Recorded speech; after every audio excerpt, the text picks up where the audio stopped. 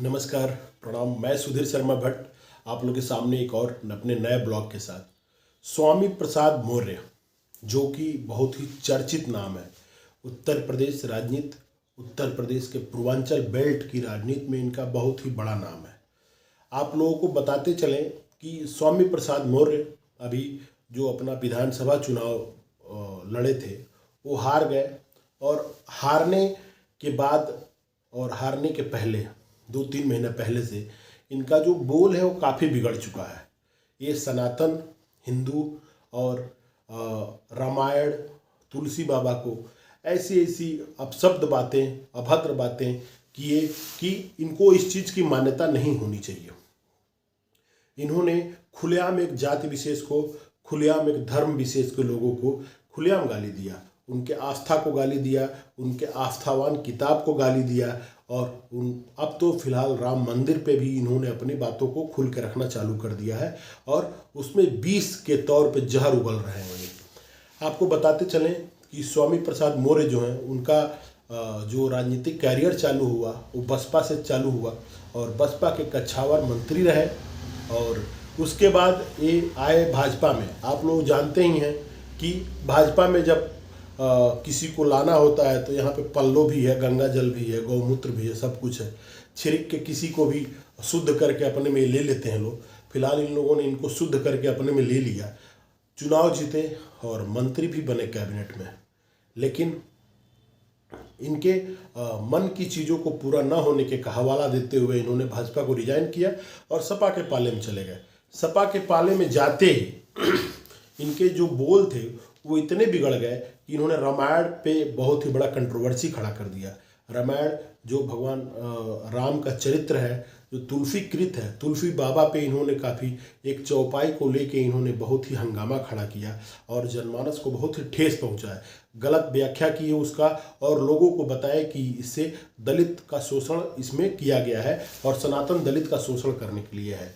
हालिया बयान इनका जो आया है वो ये आया है कि जो हिंदू धर्म है वो कुछ नहीं है, वो छलावा है, वो धोखा है लोगों के लिए। हिंदू धर्म है ही नहीं। उन्होंने इसके पीछे जो उन्होंने हवाला दिया, बोले कि मोहन भागवत भी तो हिंदू धर्म को धर्म नहीं मानते हैं, उन्होंने इसको जिंदगी जीने का कला माना है, धर्म तो माना ही नहीं है। चीज़ों का गलत व्याख्या, चीज़ों को गलत पकड़ के उसका गलत व्याख्या करना कहीं ना कहीं जनमानस को ठेस पहुंचाती है। फिलहाल ये समाजवादी पार्टी में है, और इनकी पुत्री संघमित्रा मौर्य जो भाजपा में आज भी सांसद के पद पे सुशोभित हो रही हैं और लोकसभा में भाजपा को रिप्रेजेंट करती हैं। बाप और बेटी एक ही घर में कैसे हो सकता है कि बेटी जो हो वो प्योर भाजपाई हो गई हो और बाप भाजपाई हो के सपा में चला आया है। बात कुछ यूं है कि ओम प्रकाश राजभर के जैसे, रामविलास पासवान के जैसे ये भी अपना ठेहा बदलते रहते हैं और अपने मुफीद जगह को ढूंढते रहते हैं जहां इनकी मनमानी हो और इनके मन की बात की जाए। भाजपा में इनके मन की बात न चलने के कारण वहां से ये चले आए सपा में। सपा, भाजपा और बसपा कोई ठीक है कि नहीं है, इस पर हम बात नहीं कर सकते हैं। भाजपा भी कितने लोगों को गंगा जल छिड़क के अपने मिला के शुद्ध कर लेती है। सपा का एक अपना इतिहास ही रहा है कि जो भी दागी लोग रहे, बाहुबली रहे, धनबली रहे, उनको इन्होंने प्रेफरेंस दिया। यहाँ तक कि इन्होंने बागी बीहड़ के जो बदमाश थे उनको भी इन्होंने टिकट दिया। दलित शोषित तो होना एक अलग बात है, किसी का पति मर गया, किसी के साथ कुछ हुआ। इनके साथ बैंडिट क्वीन का भी नाम जुड़ता है, जिनको माननीय मुलायम सिंह यादव जी ने टिकट देके संसद भवन तक पहुँचाया था। बसपा तो आप लोग जानते ही हैं, बसपा पहले जो उसका मुद्दा था धन बल के दूर रहना और दलित शोषित वर्ग के लिए काम करना, उनका सरकार बनाना, उनके वेलफेयर के लिए काम करना, उसको भूल के मायावती जी, माननीय कांशीराम जी के पगों को छोड़ते हुए धन पशुओं को, बाहुबलियों को, यहाँ तक कि आप कुछ भी करके आइए, आप कुछ भी हो, कोई आपका वैल्यू ना हो, कोई मार्केट में आपका जनाधार ना हो, अगर आप पैसा दिए तो आपको सीट मिलती थी। ये रहा हाल बसपा का। तो सपा, बसपा, भाजपा जो 3 पार्टी मिलकर उत्तर प्रदेश में शासन करती आ रही है, तीनों का अपना एक अलग अलग ढर्रा है और तीनों बाहुबल, धनबल और उसके आगे ये झुकी हुई नज़र ही आती हैं।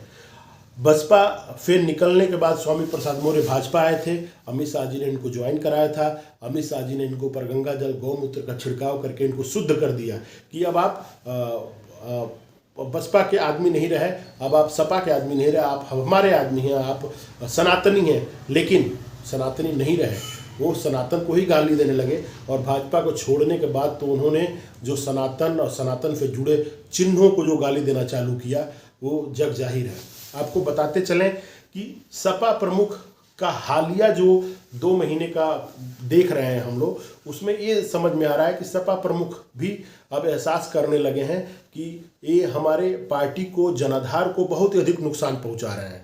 स्वामी प्रसाद मौर्य की जो बातें हैं, जो उनका भांफड़ है, वह समाजवादी पार्टी के जनाधार को एक बहुत ही बड़ा नुकसान पहुंचा रहा है।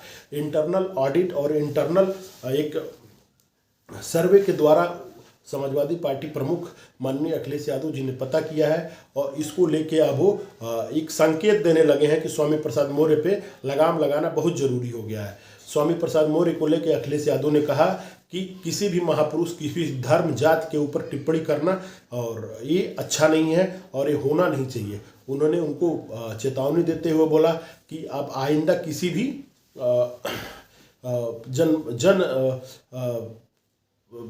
समूह के सामने या किसी भांफड़ के दौरान ये इस तरह की बातें नहीं हो जानी चाहिए। उसी दौरान आप लोगों को बताते चलें कि डिम्पल यादव जी हैं, वो सांसद हैं कन्नौज से और समाजवादी पार्टी सुप्रीमो अखिलेश यादव जी की धर्मपत्नी हैं। कन्नौज में क्रिसमस के मौके पर गई थी। उन्होंने बहुत ही नाराजगी के साथ स्वामी प्रसाद मौर्य को चेतावनी देते हुए कहा कि ये विधर्मी लोग हैं, ऐसे लोगों से हमारा कोई वास्ता नहीं है, इनका अपना ये पर्सनल स्टेटमेंट है। अब 1-2 दिन पहले एक जो AP सिंह हैं, जो सपा के प्रवक्ता हैं, उन्होंने कहा कि स्वामी प्रसाद मौर्य तो कंस है, रावण है, विधर्मी है, उसको क्या पता, वो तो धर्म का नाश करने के लिए है। इन सब बातें अभी चली रही हैं कि बिहार के गिरिराज सिंह जी ने कहा है कि स्वामी प्रसाद मौर्य को मुस्लिम धर्म अपना लेना चाहिए, बौद्ध धर्म को क्यों गाली दे रहे हैं, बौद्ध हिंदू धर्म से ही निकला हुआ एक धर्म है। तो ये सब बातें और ये सब चीज़ें इशारा कर रही हैं कि स्वामी प्रसाद मौर्य के ऊपर लगाम लगना जरूरी हो गया है और उनके ही सब जो पार्टी के सुप्रीम हैं उनके ऊपर लगाम लगाएंगे। फिलहाल जो बातें समझने आ रही हैं उसमें देखा जा रहा है अखिलेश यादव जो पार्टी में नंबर 1 पोजीशन पे हैं, 2nd पोजीशन पे डिम्पल जो उनकी वाइफ है, सांसद है कन्नौज की। दोनों लोगों की नाराजगी साफ पब्लिकली देखी जा रही है। अब देखा जा सकता है कि स्वामी प्रसाद मौर्य अपने वचन को, अपने जहरीले बोल को लगाम देते हैं या ऐसे ही उनके भी आदेश को ठेंगा पे दिखा के कहीं और किसी और पार्टी का राह अपनाते हैं। फिलहाल ये देखने की बात है और इसी के साथ हम भी इस चीज़ का विरोध करते हैं कि किसी भी जाति धर्म संप्रदाय के चिन्हों को, उनके महापुरुषों को आप बेइज्जती नहीं कर सकते हैं, आप उनका खुलेआम विरोध नहीं कर सकते हैं। हर आदमी का अपना आस्था होता है, हर आदमी का अपना मान्यता होती है और किसी भी मान्यता, आस्था और चिन्हों का विरोध और उनका अपमान नहीं किया जा सकता है किसी भी कीमत पे। माननीय अखिलेश यादव जी का एक काम सराहनीय है और माननीय डिम्पल यादव जी का एक कार्य सराहनीय है कि वह इस तरह के जहरीले बोल पे रोक लगा के जनमानस के भावनाओं को आहत होने से बचाएंगे। और स्वामी प्रसाद मौर्य को भी इस तरह की बातों का ध्यान रखना चाहिए कि उनके बोल किसी एक विशेष समुदाय को खुश करने के लिए और उसके खुश के अगेंस्ट में एक विशेष और विशाल जन समुदाय को नाराज करने के लिए हैं। वोट की राजनीति करते करते अगर आदमी किसी की जन भावनाओं को ठेस पहुंचाएगा तो इसका फल भुगतना पड़ेगा। जाति धर्म की राजनीति से ऊपर उठ के ही इस लोकतंत्र में अच्छे से स्वस्थ लोकतंत्र की संरचना की जा सकती है, न कि किसी एक जाति, किसी धर्म और किसी संप्रदाय का पक्ष लेके आप किसी एक को दबा के आप लंबे और स्वस्थ लोकतांत्रिक तरीके से देश पे राज्य नहीं कर सकते हैं। इस चीज़ को ध्यान में रखते हुए अखिलेश यादव जी ने ये जो संज्ञान लिया है इसके लिए उनको लाख लाख धन्यवाद। और इसी के साथ मेरा ये ब्लॉग समाप्त होता है। नमस्कार, प्रणाम।